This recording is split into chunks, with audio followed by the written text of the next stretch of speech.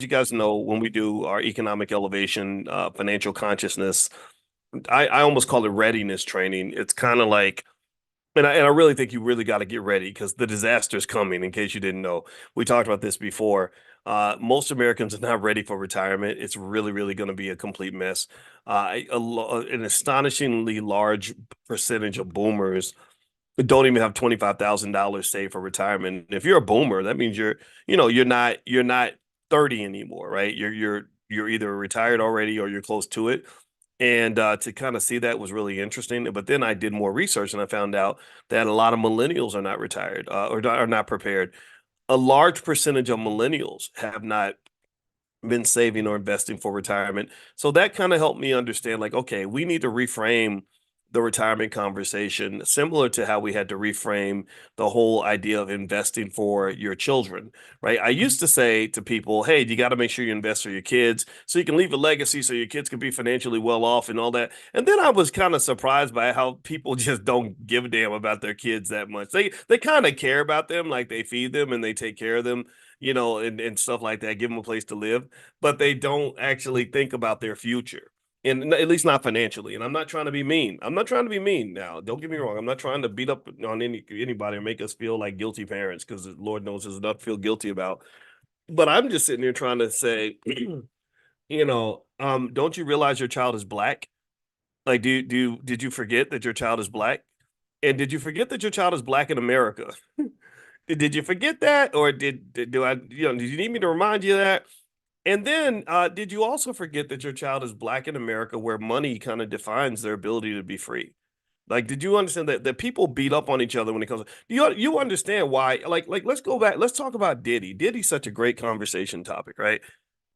How do you think Diddy was able to manipulate all those people? Assuming you believe that he did some type of manipulation or some type of exploitation. How do you think he was able to manipulate people? You got some big tough rapper coming in talking about I'm gonna bust raps and make money and all this stuff. And but he's hungry. He ain't got no money. He ain't got no financial security. He has no other way to make money other than rapping. So here comes Diddy, comes dancing in, team much stronger than yours. We ain't going nowhere. So Diddy comes in all flashy and shiny and glistening because he got the baby oil and everything. And Diddy says, I can make all your dreams come true.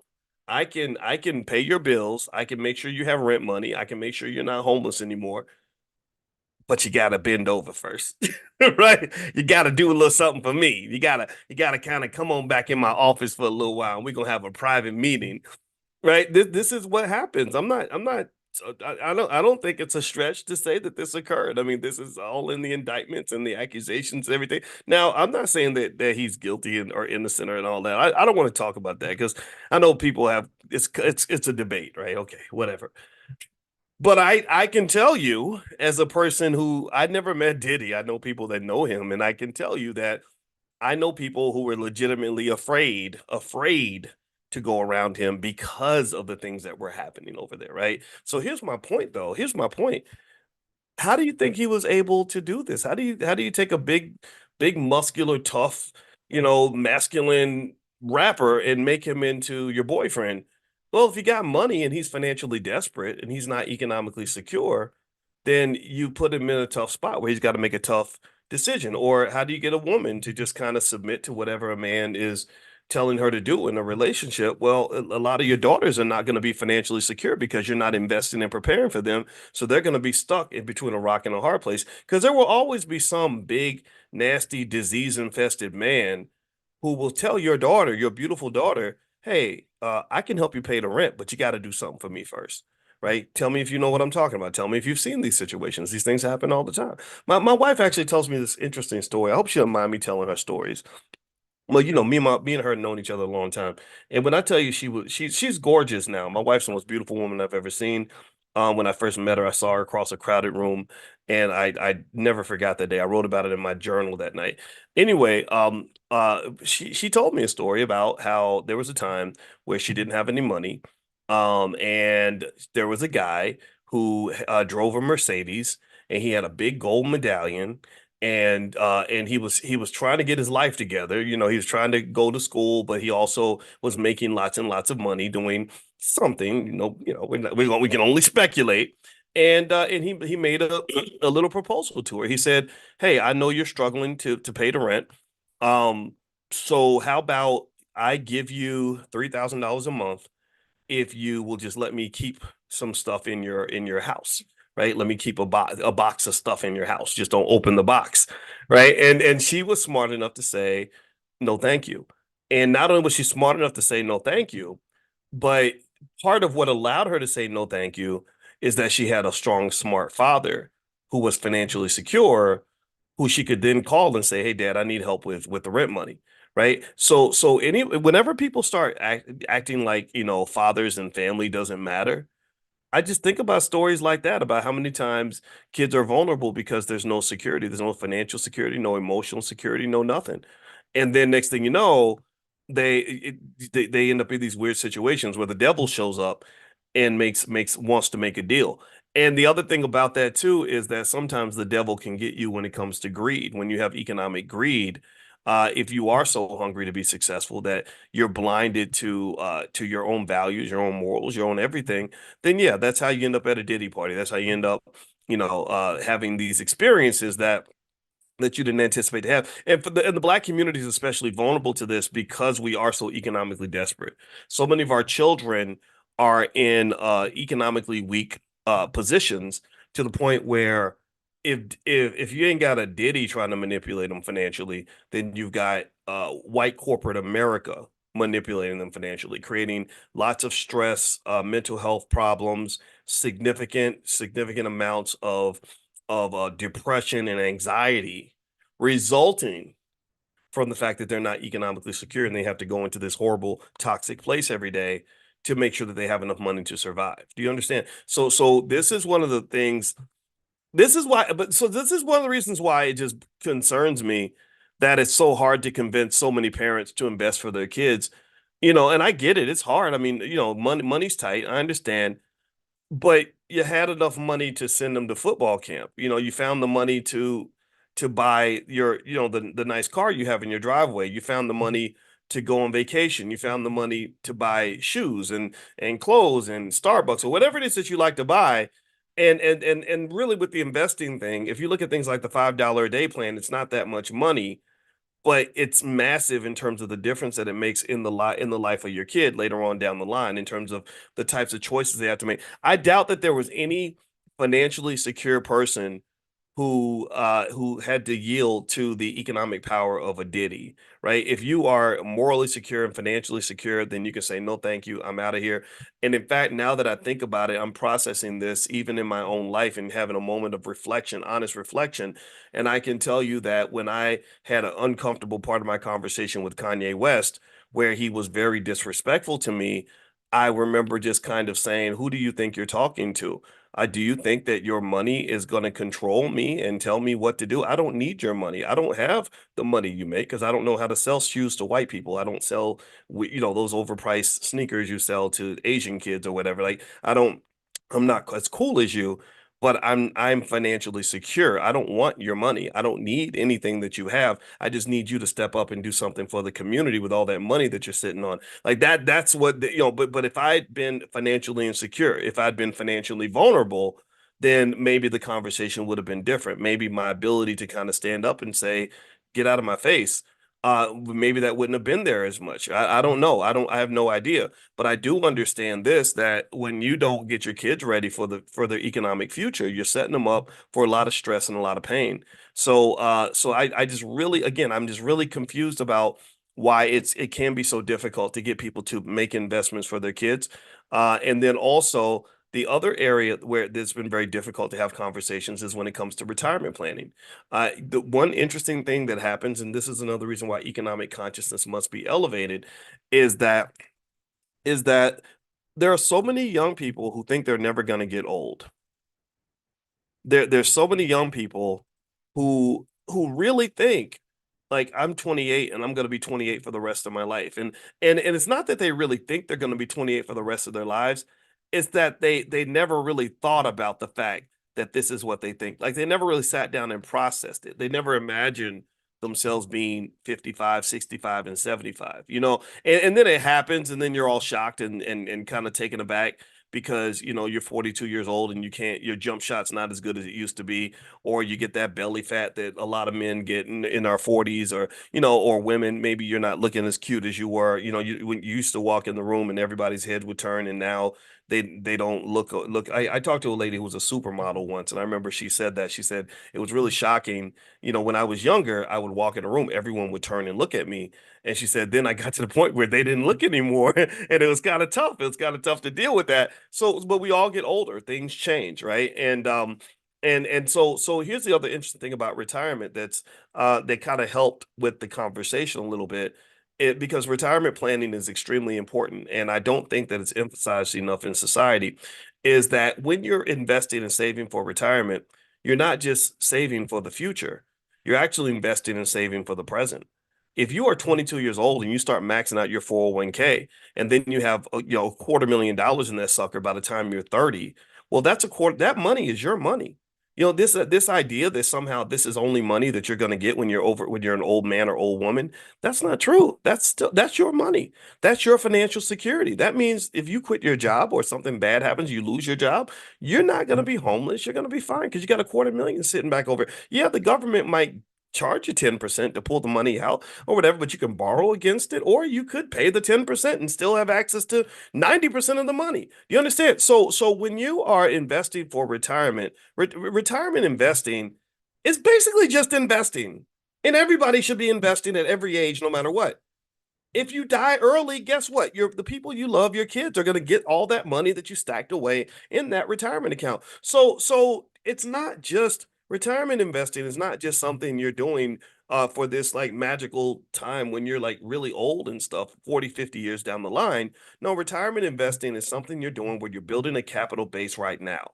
You're building wealth for yourself right now. You're building wealth for your family right now. You should right now, every day, all the time, be building wealth. The idea that we're not trained to do that and to even think about these things is very disturbing, and it's showing in the data. It's really showing in the data. Basically, the data is saying like millennials are not ready for retirement.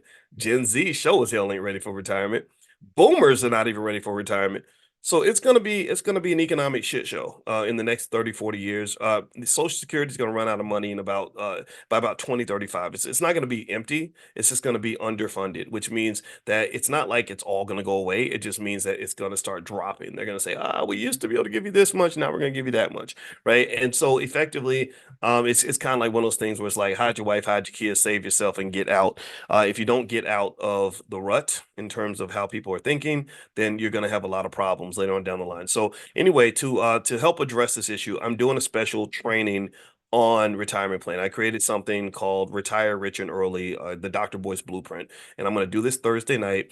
I will send you all a link where you can join for a significant discount. There is a fee attached. I put this all together, these modules together on retirement planning. So if you want to join us Thursday night, make sure you're on the text list. You can get on the text list by texting the word morning, MORNING, to 87948. Text morning to 87948, and I'll send you a link to join us on Thursday if retirement is something that you're interested in. You want to know the exact right way to do it. All right. So, with that said, another thing I want to mention, just as another housekeeping item, is that those who want to volunteer for the All Black National Convention, the convention is going to be October 25th through the 27th. It's going to be in Lombard, Illinois, right outside of Chicago. This is the largest gathering on earth for intelligent Black people who want to build the Black community and focus solely specifically on our community. If you believe in Black love, if you believe in Black health, if you believe in Black wealth, then this is the place for you. And you can be around like-minded people who think the same way. And so this is going to be October 25th to the 27th, allblacknationalconvention.com. That's the URL. If you want to volunteer, here's an email address you can send an email to if you'd like to volunteer. Pull out your pen. I'm going to say this email address 3 times, and then after the third time, somebody could type it in the chat, because even if I say it 3 times, somebody's going to say, what's the email address again? So get your pen out, because I'm going to give you the email address. You can email if you'd like to volunteer for the convention. Everybody can't be selected, though, so just be clear, but the volunteers can get in for free to the convention. So here we go. The email address is bpeventinfo1, bpeventinfo1 @gmail.com. That's BP, like binary holder, BP Events Info One. Don't forget the number one. I don't know why Sharp picked such a crazy email address. But BP Events, and thank you, Gigi. BP Events Info One at gmail.com. Okay, I said it 3 times, so now I'm not gonna say it anymore. All right. So, and if you missed it, you have to go back and check the recording and get it. All right. The other thing too, last but not least, my wife, Dr. Alicia, she's a therapist and a professor, a full professor of social work, and she trains other therapists. And so what she decided to do is as the head of our Black Financial Therapy Department in the Black Business School, where we work to uncover the psychological barriers to building Black wealth. We're doing extensive research on this. She's going to have something called Mental Health Mondays, where every Monday, if you are struggling with mental health or just want to get better, maximize your mental health. I work on my mental health all the time because we all have stress. We all have things that we're worried about. We all have fears, concerns, regrets, drama, all kinds of, we got crazy relatives, all that. There's science to deal with all this, and this is important because you have to manage all this in order to be successful. If you cannot manage the crazy people around you, it is hard to succeed. If you cannot manage the crazy person inside of you, it is hard to succeed. If you can't overcome psychological gaps, barriers, things like that, voids that came from childhood, it's hard to be successful. If you can't process your past, present, and future in a way that keeps you regulated, it's very hard to be successful. So we created Mental Health Mondays mainly to do that. It's free what she did. So here's what my wife did, and this is why I think she's amazing. She went out and reached out to some of the best Black therapists in the world, and she's bringing them in to Mental Health Mondays, where each Monday they're going to sort of diagnose, break down some issues that will help you with your mental health. Because as y'all know, a lot of our people are crazy, myself included. A lot of us went through crazy stuff, so crazy stuff creates crazy people, and a lot of us are also struggling with relationships. Maybe we're struggling with coping mechanisms, right? Mental, whatever it is, right? So anyway, Mental Health Mondays.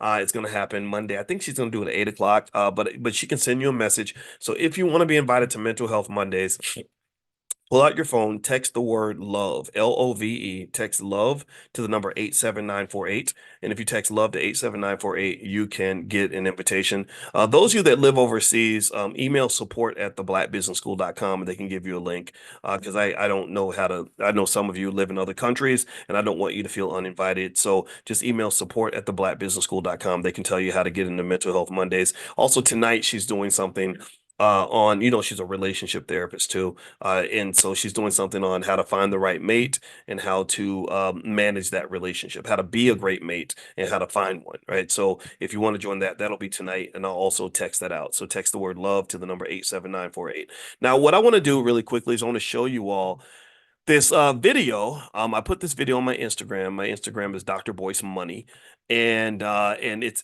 a video of a lady who's got a bunch of gold. Okay, and I just thought this video was really intriguing because the gold just looks fabulous, right? It's got this like heavy clinky kind of thing to it. Gold bars do, and it just looks like wealth, right? Which it is. And let's look at. I want to show you this, right? So I played this clip, right?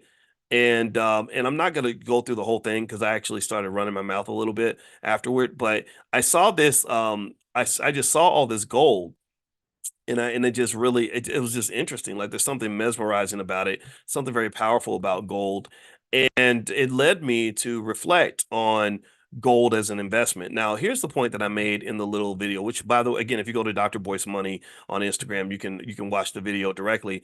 But I made the simple point that actually gold, while it's a great investment, gold is interesting in the sense that it's the kind of asset that will keep you rich, but it will never make you rich.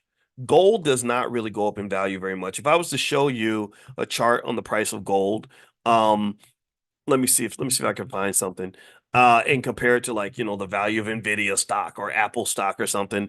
You wouldn't be impressed with the growth in the value. I mean, it's not bad, it's not terrible. But let me show you. Let me just kind of show you. It's not bad, right? It's not terrible though. And like especially given what's happened with inflation and everything else. The past 5 years, if you bought gold consistently, it would have grown by 74%. The last 6 months has grown by 21%. Year to date, 27%. The last year, 36%.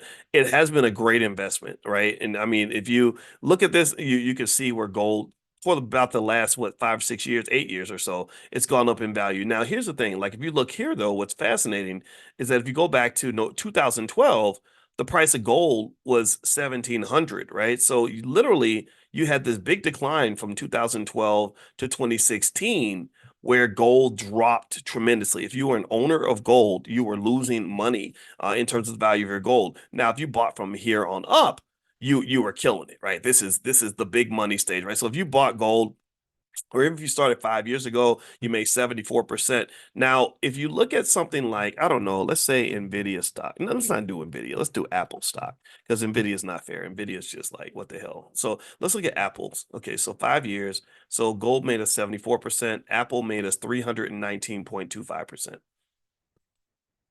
you see that? Apple made us 319%. Gold made us 74%. That's good. Apple made us 319%. Let's I don't know. Let's check. I have no idea what these numbers are going to look like. Let's look at Microsoft. Let's see what would happen if we put the money in Microsoft. Let's see what it did. 212% compared to 74%. 212%. And then let's just really act crazy and let's look at Nvidia. Oh, Lord Jesus, that's going to really just blow it out the water, I'm sure. Fast 5 years of Nvidia, 2,585.19%. So literally that means a $5 investment would be worth $116. A $5,000 investment would be 116,000. A $50,000 investment would be over $1 million. Okay. So this is what I wanted to show you, not because I'm telling you that gold is a bad investment. That is not what I'm saying. Okay. Give me a yes if you understand that I'm not telling you that buying gold makes you a sucker. I'm not saying that at all. Do you understand this? Are we clear? And also, we know this is not investing advice because I do not give investing advice ever. But what it says is that gold is a very stable kind of asset that is used primarily as what they call a safe haven or a store of value. Gold is good, just like you're rich already, and you just want to park your money in a place where it's going to stay liquid and it's not going to disappear. If you're trying to do that, then gold is the place to be. You want to have something in gold. I own some gold. A very small percentage of my portfolio's in gold, though. But I do own a little bit of gold. Why? Because gold is stable. Gold is the homie. Gold is not gonna really do anything too crazy, and so it's okay. But as I showed you, between 2012 and 2016, gold went down, down, down, down, down. So if you were if you were an enthusiast of gold, and you were like the guy in Austin Powers, I love gold. Remember the guy? I love gold, right? He just loved everything that was gold. Well, then you were gonna get killed because you were missing out on all the other areas where wealth is being created throughout the economy. If I were to show you Bitcoin, for example, and the point I made in that video, again, you can check out the video, Dr. Boyce Money, my Instagram page. I literally said, if you bought, what was it, $1,000 worth of gold in 2016, that $1,000 would be worth about $1,500. Okay, so that's really good, right? 50% increase. That's about like kind of like maybe what a house might do during that time, typically, or something. A little bit, actually less than that, since houses are expensive, but you get the point. So $1,000 of gold in 2016 turns into $1,500 worth of gold by 2024. $1,000 worth of Bitcoin would have turned into $67,000 in that same amount of time. So 1,500, 67,000, 1,500, 67,000. Okay. So now what does this say? What does this mean? Does this mean I'm saying that Bitcoin should replace gold? No, I'm not. Does this mean that I'm saying everyone who buys gold is a sucker? No, I'm not. What I'm pointing to is this is one of the reasons why you diversify. Gold is a great tool for diversification, but then you should also diversify out of gold. Like you shouldn't look at your assets the way you look at, say, romance. Like when we get married, we're supposed to pick one spouse, and that's the only person that we're supposed to want and be with forever. That only works in love. That does not work in investing. In investing, you got to play the field. Investing, you got to be a player. You got to be out here just, like spreading the seed and getting, being planting seeds everywhere, right? Like so investing is not like love in that way. Right. So when it comes to investing, you want to do the opposite, exact opposite of what your wife or your husband wants you to do, which is to be out there a little bit. You spread your money, you plant seeds in different places, and then because you don't know what's going to Cam Newton finances. That's funny. There you go. See, Calvin's doing it again. I think Calvin, I secretly believe Calvin might be a genius. I think he snuck up in here with a 250 IQ or something because he always says smart stuff in the chat.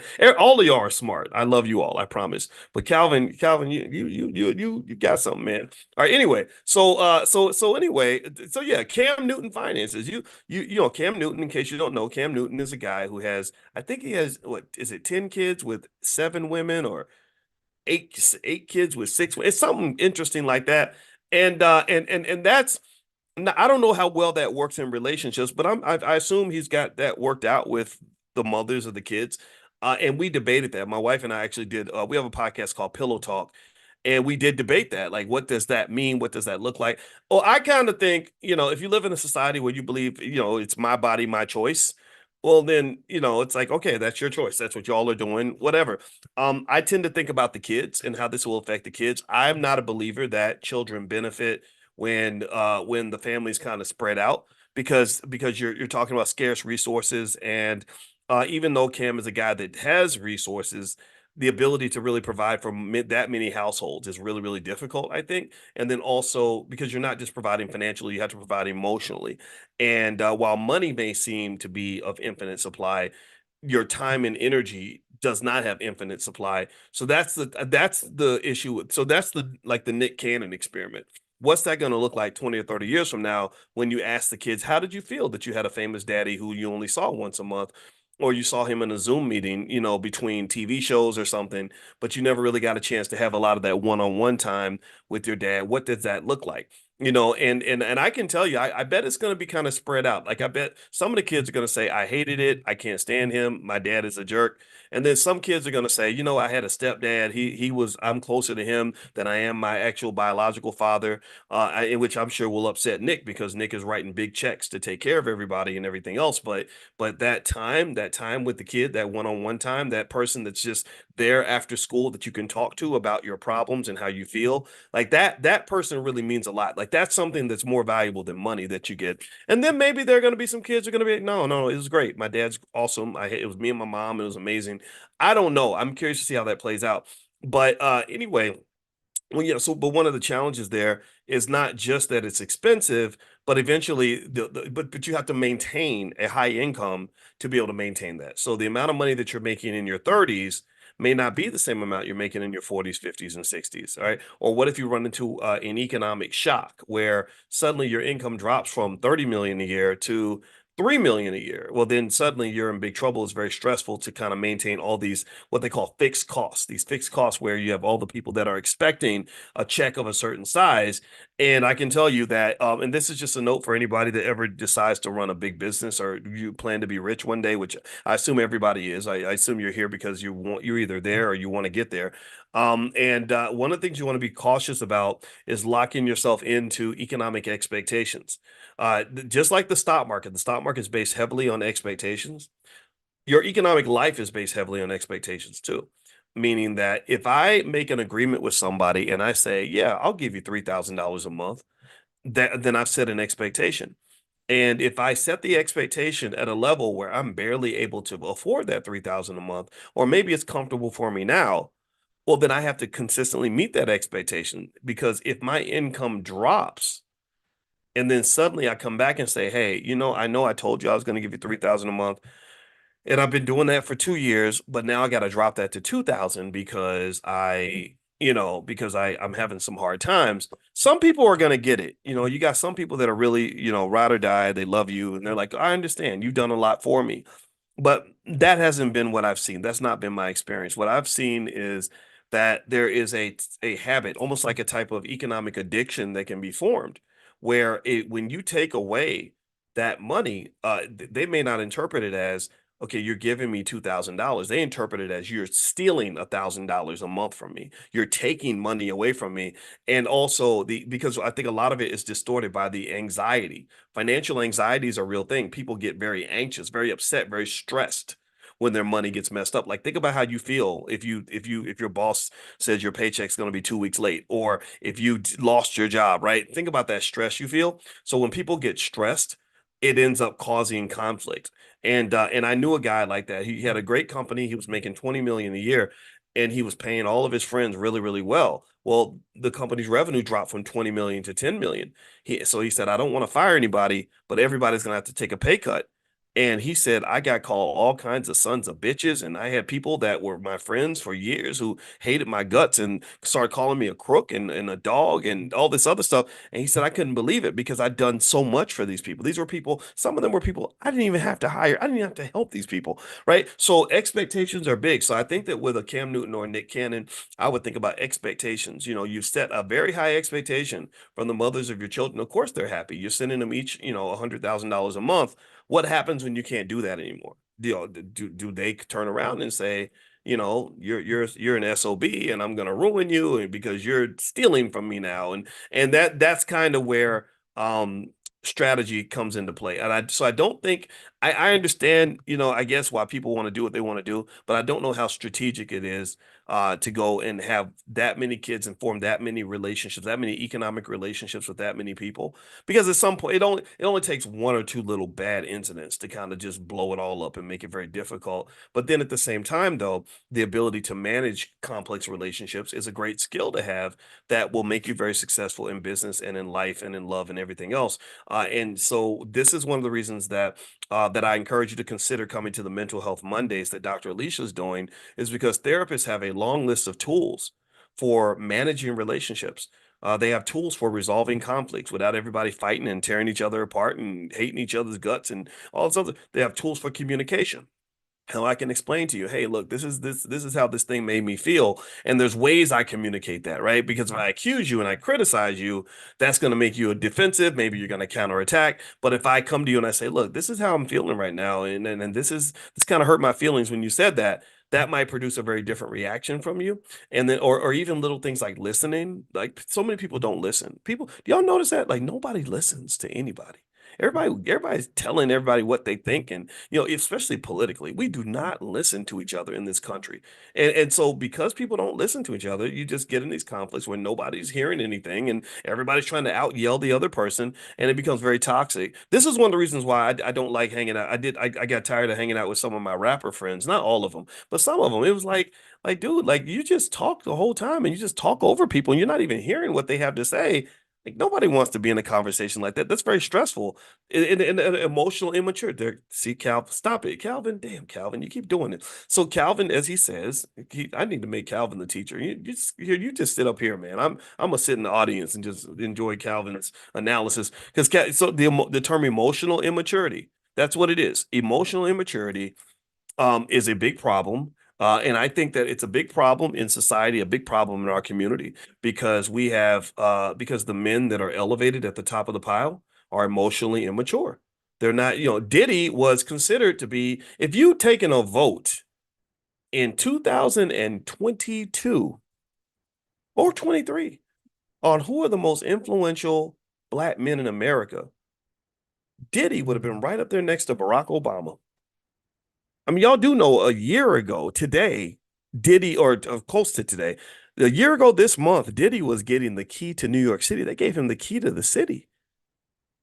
So the idea that this guy who's, you know, it's not like you had to know if he was doing anything illegal to know that he was just kind of immature. I think the man was doing the same dances and wearing the same damn outfits he wore in 1998. If that ain't a sign of immaturity, I don't know what is. I always called him the Peter Pan. I said this man he acts like he's never gonna not be a teenager, and also he would just do other immature things, like he would talk a lot about what he was gonna do and never ever follow through with it. He met with Dr. Claude Anderson, and Dr. Claude told me about the meeting. And he said it was kind of weird. They was all walking around in tight pants and stuff. And I said, yeah, I think that they're gay. And then and he talked a big game about what he was going to do. Didn't write one single check. Didn't follow through on anything. And I remember saying to him before all this stuff happened, I remember saying, yeah, well, guys like that, they just talk. Rappers are loud. Most of them are just loud. They don't follow through. They're not able to do the do the boring work. They do the things that are lit and exciting and will get attention. But a lot of them, not all of them, but a lot of them are not built to do sort of that day-to-day grind, the boring stuff, the stuff that's out of the spotlight that is required to build an institution, right? And when my in my relationship with Dr. Anderson, I said, look, I can't write a check as big as a Diddy, but I will write checks. I will follow through because support is a verb. Support means I'm going to support you. Support does not just mean I say a bunch of great things and tell you how awesome you are. So many celebrities had called him and just talked about, I love Powernomics. It's so amazing, but they never actually wrote a damn check. In the Jewish community, they will write a damn check. If they want to support the synagogue, they will write a damn check. In the Asian community, when they want to build an institution, they will write a damn check. For some reason, there's something about our folks where we'll talk about it, get hyped about it, get all excited, praise the Lord, let's go get it, and then nothing ever actually gets done or gets built. That even that, you talk about that school with Umar Johnson, that it's 13 years old and it never existed. But for years, everybody was talking about this school that was supposed to be built. And it was one damn school. We couldn't even build one damn school. But then again, it's not that we couldn't build a school. There are lots of people, though, who have built schools, but these are not the people that you see because they're not the loudest. They're not on the internet talking about what they did. They're actually doing it. They're actually doing it. Marcus Klein in Chicago is actually doing it. He built Freedom Home Academy International. And that school is extraordinary. They are educating kids at the absolute highest levels. If I ever became the mayor of Chicago, I would instantly want to give $100 million to that school to multiply and replicate everything that they're doing because they are incredibly successful. Now, somebody says that the audio went out, the sound went out. Can you guys hear me? Give me a quick yes if you can hear me. I want to make sure my audio is good. Give me a quick yes. Just confirm. Thank you, Vanessa and Christopher, AC Salam. Okay, thank you very much, guys. I appreciate that. All right, so anyway, I'll give credit to Ice Cube actually because he's one of the few celebrities that reached out to Dr. Anderson that actually did write a check. I reached out and I called him. I said, hey, I said, here's the problem. There are so many celebrities that call Dr. Anderson and talk about how much they love Powernomics, but they never follow through with any support. I said, I don't want to do that. That's not how I am. And I said, but at the same time, I don't want you to think that I'm trying to exploit your celebrity by asking you to do anything that I'm not willing to do myself. So I said, how about we do this? How about I buy 1,000 copies of his books? You buy 1,000 copies of his books. And that way we put some money, put some fuel in the tank, some financial fuel. And to his credit, Ice Cube said yes. And he did write the check and he sent the money over. And but really, to my knowledge, he's the only celebrity that actually followed through. And that means something. That speaks to the difference between substance and flash. Do you understand? Right? You've got substantive people who might still have some flash and some swag, but they're gonna have something, there's gonna be some meat on the bone. There's gonna be something meaningful beneath all the flashy stuff. And then you just got people that are just flashy, shiny suits, big smile, the loudest guy in the room. Talk is cheap, so they talk a lot. Like Diddy. I'm gonna buy the Carolina Panthers, y'all. And he's doing that because he wants to get 100,000 likes on his post. But then when you're looking like, okay, where are the negotiations? Did you actually purchase this team? There's no follow through. And I just kind of think that that should be kind of spoken about a little bit. I don't want to be overly critical. It's probably too late. I didn't mean to be, but that's how I feel. I really want to see I want to see stuff get done. And I'm gonna tell you the substantive stuff that's gonna really build wealth in the community are basic ideas. For example, I told you our kids are our $1 trillion asset. So pouring into the kids, being very conscious about that, so we can override the flaws and the poison and the toxicity of the educational system. Critical, supplementing their knowledge base so they understand wealth and investing, because wealth will make them free. Money will make them free, especially if they're a good person that has a good head on their shoulders. Money will liberate them from a lot of this nonsense that's out here. Like the way we even confront racism to me is all wrong. I'm not saying that there shouldn't be a social justice component to it. It's very important. I brought in Dr. Melina Abdullah, who is an amazing Black Lives Matter activist and who works with Dr. Cornel West, who I think, he might have a little bit of Marxism in there. I don't care. I think the Marxism has some good ideas. But at the end of the day, somebody's got to write a damn check. At the end of the day, food costs money. At the end of the day, even if you're a picketer on the side of the road, at some point you're going to need money for something. And a lot of times, a lot of Black activist movements die because there's no money. Like I think the Black Panther movement, I don't think I don't sit around and get excited about the free lunch program, not because I think it's bad. I mean, don't get me wrong, I ate free lunch and I appreciate that. But I personally think it should have been the 25-cent lunch program Or maybe a program where you have a what they call a freemium model, where you say, look, if you ain't got it like that, if you have no money, then we will feed you for free. Pay attention now. If you ain't got no money, the food is yours. Don't pay us anything. But I bet not see you go down the street and go to the white man's liquor store and give him $20 when you gave us nothing. Right. So if you got it, if you got a couple dollars in your pocket, we need 25 cents. We need 25 cents of that dollar, $2, $10 you got. And we're gonna give you 80 cents worth of food, $1 worth of food. So you're gonna win. You're gonna eat good. We're gonna take good care of you, but we need you to take good care of us. Because if you don't take care of us, then we can't feed nobody. Do you understand? So this is where I jump in the way when I say that unfortunately many of our civil rights movements were driven heavily by communism and socialism. Some of what we think were black civil rights movements were actually socialist communist movements in blackface. And that type of racism is just as bad as the racism you see on the other side of the aisle for the Republicans, right? It's a type of racism in the sense that the strength of the black community was not the paramount concern. That was not the number one priority. That was not the top agenda item on the list. It was the agenda was how do we use the pain and the suffering of black people and sort of slap them onto and tie them onto what we got going on already, right? And so ultimately, if you talk about, for example, putting things in the public schools and stuff like that, I think all that's good. But the problem though is that if we're not driving the bus, chances are the bus is going to be driven in a direction that we don't want it to be driven. Do you understand that if we are not in control of some part of the process, then don't be surprised when it kind of gets swayed and swerved in a different direction. So even now, I don't even I know people do programs in the public schools and stuff like that. I don't even approach the public schools because why would I go through the public schools when I could talk right to the parents by going through the internet? I talk to millions of parents just like I'm talking to you because the public school system has a set of agendas that are not aligned with the economic sovereignty of the black community nor the economic strength of your children. They're not. They got a whole bunch of other agendas they have to fulfill. They have to take care of the teachers' unions. They have to make sure that they have to, get your kids, make sure they know all their pronouns, so they can pursue whatever agenda they have in that direction. They have to make sure that you understand how wonderful and amazing white people are, because of course the white faces in history are considered more important than the black faces. We are secondary. I don't really think, and then also they get to decide which types of black people are appropriate for your children to even hear from.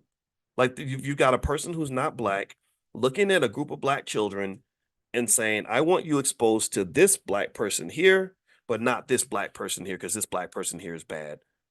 If you don't believe me, just see what would happen if Louis Farrakhan tried to speak at a public school that's full of black kids. We know he'd do an amazing job. We know it would be transformative. We know that it would elevate these children, especially the boys, to a level that a white teacher from the suburbs can't do. We know that would happen because we know what the minister can deliver. Like him or not, he's one of the most powerful thinkers and speakers in the history of this country. But that's exactly why they would block him and they would replace him with Diddy or some safe guy that's gonna tell them things that are gonna help them fit into the system that they want them to fit into. So really, the thing I learned is that if you really want to do the work the right way, you're gonna have to get a lot of things done yourself. So a lot of times the right way is the hard way. And I'm not afraid of the hard way. It takes more time, it takes more energy, effort, stuff like that. But if you get there, if you achieve the goal, you can achieve results that are unlike anything else. Like, one thing I'm super proud of is the fact I'm super proud of the fact that when people have those who've internalized the economic messages that come from this space over a number of years, they and their children are so economically advanced that they understand more about money and wealth and economics than 95% of the population. Like I'm very proud of that. I'm very proud because the deal is that when you can have real conversations, you can really get to the heart of the issue. And so you got to be honest, you got to be specific, and you cannot be scared. Right. So when I'm talking to you in my own awkward way, where sometimes I don't even know what words to use. I don't know what I'm gonna say next, but I know I'm committed to telling you what I really see. That's me trying to say, let's get to the heart of this shit. Let's figure out why this isn't working. Let's really figure out why you hate your job. Let's figure out why your kids are financially stressed. Let's figure out why you're not economically secure. And let's really talk about this damn thing. And let's stop focusing on the BS. Let's stop worrying about being politically correct. Let's stop worrying about whether or not Bank of America wants to sponsor my platform. I don't give a shit. I don't want Bank of America's money. Like, let's stop worrying about how it's going to sound and whether or not certain people's feelings are going to be hurt. We ain't got time for that. Your feelings are already hurt. You're already black. You're already going through hell. You're already frustrated because all the answers, these so-called solutions that are presented to you, do not work. They don't work. So in my view, it's like, let's let's stop wasting time, man. We're gonna be dead soon. Life is short. Let's have a real damn conversation and let's really figure out what's really going on here. Let's figure out why we got some 30-year-old black male who feels financially vulnerable, who's not where he wants to be, who's stressed out over student loans, who doesn't feel like he has opportunities, who feels like he's completely trapped. How did that happen? Let's dissect this. Like let's really do some science right now. Let's get our best scientists on the job. We got black scientists in our community that really care about this stuff. And if we focus, think about this. This is why we created the convention. It's like, let's bring together the scientists. Let's have a think tank. Let's think about it. Let's just meditate on it. Let's talk to each other about it. And let's figure out what the damn solution is. And let's do it in a way where we're not living by anybody's rules but our own. The more rules and constraints you have, the lower your probability of being able to find the optimal solution. That is a mathematical fact. When I taught math at the University of Kentucky, one of the biggest rules of linear equations is that the more constraints you put on the equation, the lower your ability to find the optimal outcome. So you are operating in a world that has so many constraints that you can't even find the real solution because they put up a wall blocking the area where the solution is located. So I'm saying, let's kick down the damn wall. It's going to make people uncomfortable. Everybody ain't going to get it. Not everybody understands this approach. And I understand. I get it, right? I hurt your feelings, whatever. Fine. Okay. But I ain't got time to be thinking about that right now. I'm trying to solve a damn problem. So let's close out. We'll close out on a couple of quick thoughts. Hopefully we can wrap this up because we don't want to talk all day because it's a Sunday. Y'all got stuff to do. But if you look at the struggle, let's go back to that 30-year-old black male, that 30-year-old black woman who's feeling off balance, who doesn't feel that they're where they want to be in terms of mental and physical health, not where they want to be in terms of relationships, not where they want to be in terms of wealth. I challenge you to consider that there is science and there's information out there such that if children are taught these things at an early age, if we embrace these ideas, most of those problems could be solved. If his mental health is off, we got a gang of damn good therapists that can help with that. My wife is one of them. She has friends. If his physical health is off, we've got medical doctors and holistic health people and people that know all kinds of stuff about nutrition and science that could easily fix that if he started listening to the right people. If his relationships are bad and he's complaining about women or complaining about marriage or complaining about raising kids or whatever it is, there are people that can help you with relationships, choosing the right relationships, maintaining your relationship, connecting to the relationships that will help you prosper economically, right? If his financial security is off, well, I got you on that. I know 10,000 theories on wealth and financial security. I've read probably 20,000 research papers on these topics. So the answers are out there, but you have to go find them. You have to listen to people that know what's going on. And it needs to be specific to you because the Black experience is very, very unique in America. The African American experience is very, very unique. Kamala Harris, in my opinion, I don't hate her, but she does not really have the African American experience completely.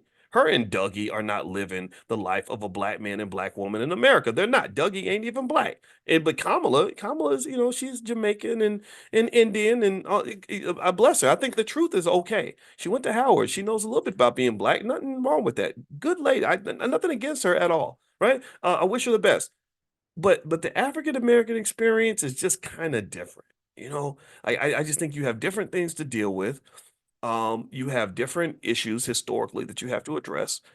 You have also opportunities that other people don't have, and you have to be able to see that as well. So at the end of the day, man, I just personally think that's being as specific as possible in terms of how we solve these problems. That's really the solution. That's how we can make sure that we're ready, because it's not that difficult to work with an African American child who's surrounded by people that love him, that are people and people that train him, people that help him become economically ready and educationally ready and ready in terms of self-esteem and emotional balance and everything else.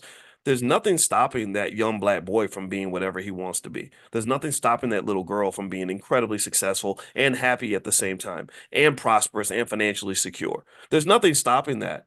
But it does require us to shift our thinking, and we have to focus on preparation. Preparation is very important. So anyway, all right, so let's see. So somebody said, please stop putting down Caribbean people. I hope I didn't put down anybody. We got people in this class from the Caribbean. I'm not putting down people from the Caribbean. I hope that was not something that was directed at me. Maybe it was directed in the chat, but that's not putting down Caribbean people. It's the different. It's acknowledging that there's a difference. If I go to Jamaica and I want to become president of Jamaica, and I say I'm just like the Jamaicans, that would be a lie. That would not be true. Now, I might have a lot in common. I might care about the people. I might be able to help the people for sure. But if a Jamaican who's born and raised in Jamaica steps up and says, you are a great man, you're a good man, I appreciate you, but you aren't the same. You're not exactly like us. I couldn't stand there and say, no, no, no, no, no. I'm going to minimize everything that you know specifically about your own country, and just say that I can come in as a person from another place and replace you. Or my African American family is just like your Jamaican family. No, we're not quite the same. We have a lot in common, though. We have a lot in common. But it wouldn't surprise me if Jamaican people were like, no, we kind of want the Jamaican guy. We like the Jamaican guy. The African American guy is cool, but the Jamaican guy is the guy we really want. Do you understand? So this is not, there's nothing strange about this. The only reason that I think you're being forced to accept people, black people from other countries as the same as yourself, is because America does not like African American people who are descendants of slaves. America doesn't. If you are an African American in this country, if you ever want to be a dangerous black person, here's what you do. Be an African American descendant of slaves who is in touch with black history and knows the truth. If you are in that category, then there are certain opportunities you will never have. There's certain halls of power you will never be invited in, certain spaces because you are a walking manifestation of one of the greatest crimes in all of human history. That's what you are. You represent, like, you are basically like the bastard child that the husband had when he was not with his wife, and you walk in the kitchen and you don't understand why the wife hates you. Right? Because all you wanted was some milk, but she hates your guts because you remind her of things in the past that she's trying to forget. So your mere existence and your knowledge of truth about how many trillions of wealth was stolen from you, that makes you very dangerous. Your understanding of all the horrible things done to your ancestors makes you very dangerous. The fact that you know and you can prove beyond any reasonable doubt that $14 trillion in reparations are owed for everything that they did to you. Oh, that they don't want to deal with that. Who wants to deal with that? Who wants it? Who wants that type of accountability? So being African American is very dangerous. That's why when you look at certain prominent black people in certain positions, they're almost never African American descendants of slaves. But they're like, oh, but we got a black person. And if you're not thinking, you'll be like, oh, they're black like me. That's fine. No, but no, I'm not saying that they're bad. I'm just saying they're not like you. Karen Jean Pierre, I think that's her name, the publicist or the PR person for the White House, whatever, the press secretary. Thank you. She's very good. She does a very good job at what she does, but she's not African. She's not an African American descendant of slaves. Kamala Harris, great lady, very talented. She's not an African American descendant of slaves. Barack Obama, awesome guy, but he's not an African American descendant of slaves. You can keep going down the list. The lady that they put on the Supreme Court, I forgot her name. She's super smart, but she's not an African American descendant of slaves. First black woman on the Supreme Court was not the first African American woman on the Supreme Court because there's never been an African American woman on the Supreme Court. Okay, so I'm not saying that all these other people are bad. Ketanji Brown Jackson, thank you, and I don't want to disrespect her, but also you got to look at the little social cues. The white husband is a signal like, hey, look, I'm safe. I'm a safe black person. I'm not going to give you a hard time about what you did to black people. But when me and my wife show up and we're like, no, we're both African Americans and we both can trace our lineage back to slavery and we know these things, oh, we become very dangerous.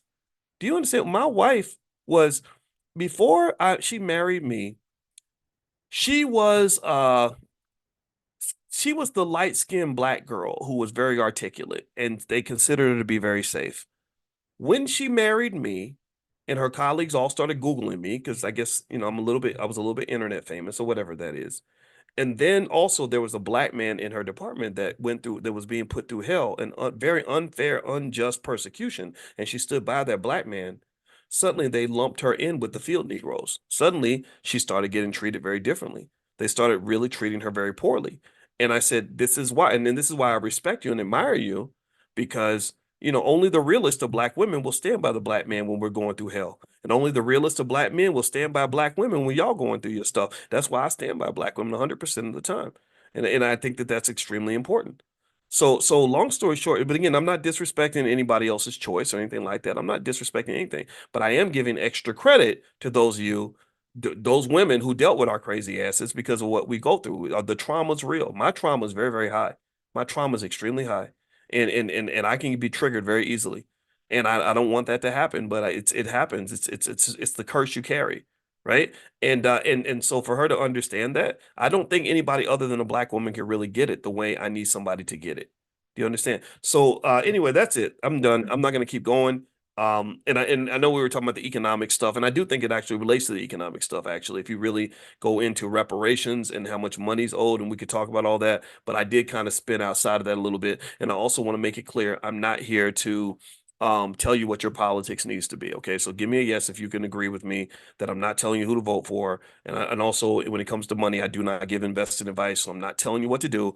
I'm giving you a perspective to consider, something to kind of chew on and think about. Okay. All right. So anyway, a couple quick items I'll share with you.